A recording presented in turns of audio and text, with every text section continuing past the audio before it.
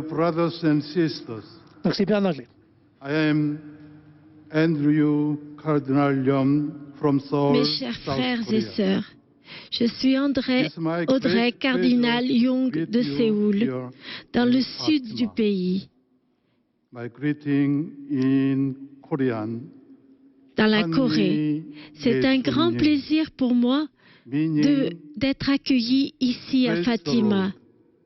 Mes salutations en Corée, signifiant louons Jésus, est une salutation qui remonte au début du christianisme en Corée. J'aimerais exprimer ma gratitude à son éminence le cardinal Antonio Marto, évêque de Leiria et Fatima, et au retour du sanctuaire de Fatima, et à son personnel pour l'aimable invitation et l'accueil chaleureux. Caros peregrinos, leio a tradução da homilia. Caros irmãos e irmãs, Voilà, donc après l'anglais, c'est la traduction maintenant en portugais. Donc le cardinal s'est présenté, cardinal de Séoul, Corée du Sud.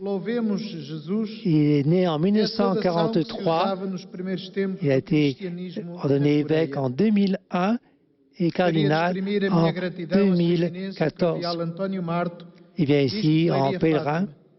Vous l'avez entendu, donc il remercie le cardinal Marto pour son accueil.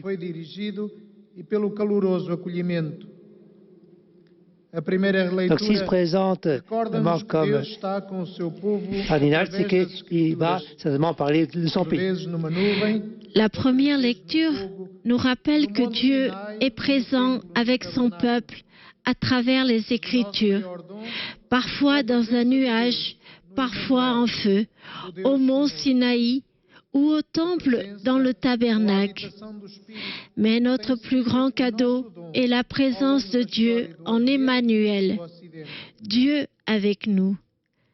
La présence ou l'habitation de l'Esprit a été un don à travers nos histoires Est et Ouest. Chaque génération a célébré la présence de Dieu, reflétant sa propre histoire de salut.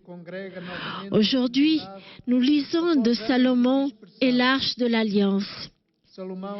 Salomon enlève du tabernacle précédent et l'amène au temple nouvellement construit. Le temple rassemble la communauté après des années de dispersion. Salomon place l'arche dans le sanctuaire le plus profond, le centre même de leur communauté de foi. Le bois des fidèles se rassemble ici, dans le Saint des Saints, sous les ailes des chérubins, et recouvre du bois d'olivier et recouvert d'or. Au moment où l'arche revient, après des années d'errance, un nuage remplit le temple et la gloire du Seigneur l'habite. Au chapitre 8 du livre des rois, Salomon reconnaît que cette maison ne peut pas contenir Dieu. Au contraire, il parle de la demeure du paradis de Dieu. Il est le temple, le lieu de culte, le centre de la communauté avait créé Israël depuis des siècles. Mais Dieu reste avec son peuple à travers les épreuves, l'exil, la perte de leurs espaces sacrés. Leur terrain de foi et d'identité, la foi, la mission en tant que le peuple de Dieu continue malgré les tragédies de la destruction du temple et l'exil communautaire. Le temple a été au centre du culte d'Israël pendant plusieurs siècles. mais ce n'est pas essentiel. Dieu reste avec nous. Dieu est présent à son peuple. Dieu entend nos prières, nous offre les dons de miséricorde. En effet, l'Évangile nous ramène dans l'histoire à la vie du Christ, mais avec le même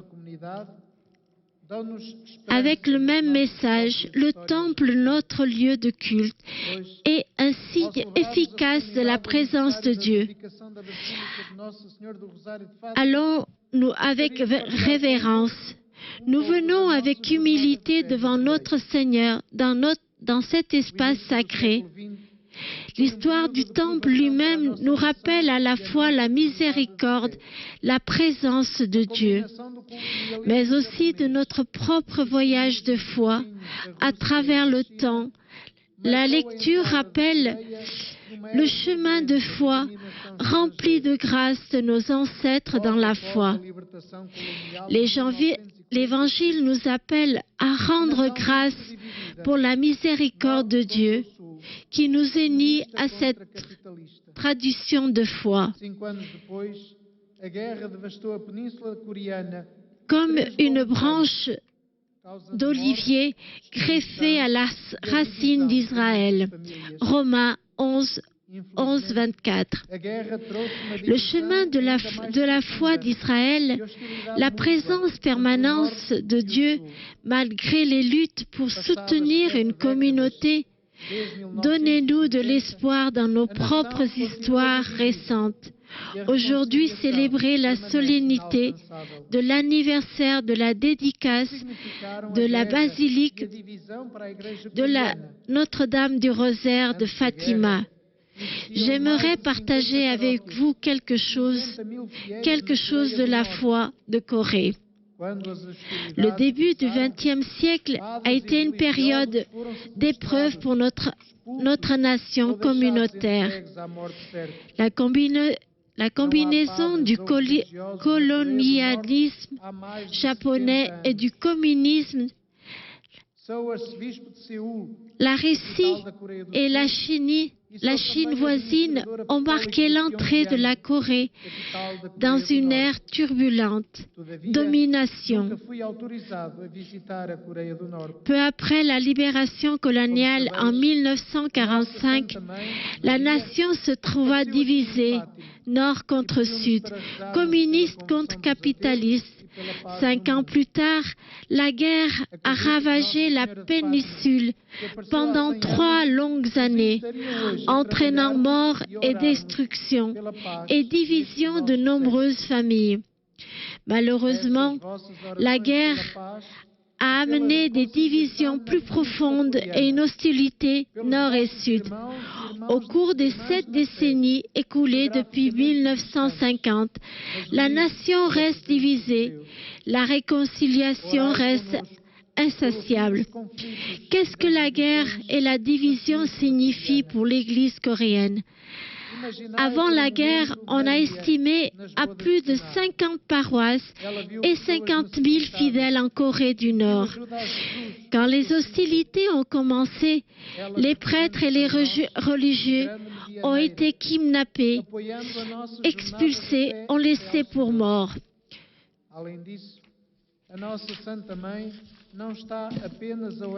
Imaginez un instant Marie au festin des noces de Cana. Elle a vu des gens dans le besoin et a demandé à Jésus, son fils, de l'aide. Elle représente pour nous le grand médiateur. Maintenir notre chemin de foi vers le Seigneur. De plus, notre Sainte Mère n'est pas seulement en priant pour nous aussi, en nous enseignant. Faites ce qu'il vous dit. Jean 2,5. Les mots de Sainte Marie nous viennent comme une invitation à être ouvertes en présence de Dieu. Les Israélites ont célébré la reconstruction du temple. De Marie, mère du Christ à Cana, à Marie à Fatima, nous continuons à être dotés du rôle de Marie dans nos voyages de foi, À travers Marie, nous apprenons le mystère du Dieu incarné. Par l'intercession de Marie, nous apprenons le salut par Jésus-Christ. Aujourd'hui, nous remercions notre Sainte Mère et prions pour ses soins, pour ceux qui souffrent de division. Marie, mère de Fatima, nous amène à connaître le Seigneur. Seigneur nous invite dans le mystère de son salut. From Mary, the mother of the Christ at Cana, to Mary at Fatima, we continue to be gifted with Mary's role in our faith journeys. Through Mary, we run Et avec tous les pèlerins, je prie pour la grâce et la miséricorde de notre Seigneur.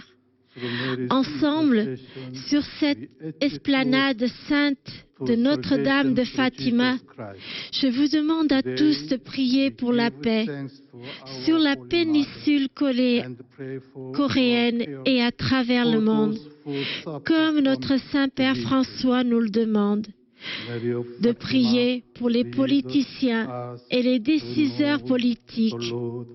Nous prions aussi pour que nos politiciens travaillent plus étroitement au-delà des frontières pour construire la paix. In the unity with all pilgrims, I pray for the grace and the mercy of our Lord.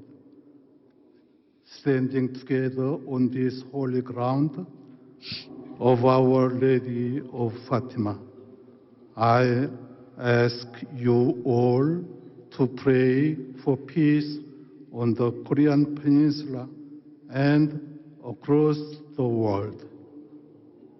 As our Holy Father Francis asked us to pray for politicians and policymakers, we too pray that our politicians will work more closely across borders to build peace. Regina Pacis, ora pro nobis.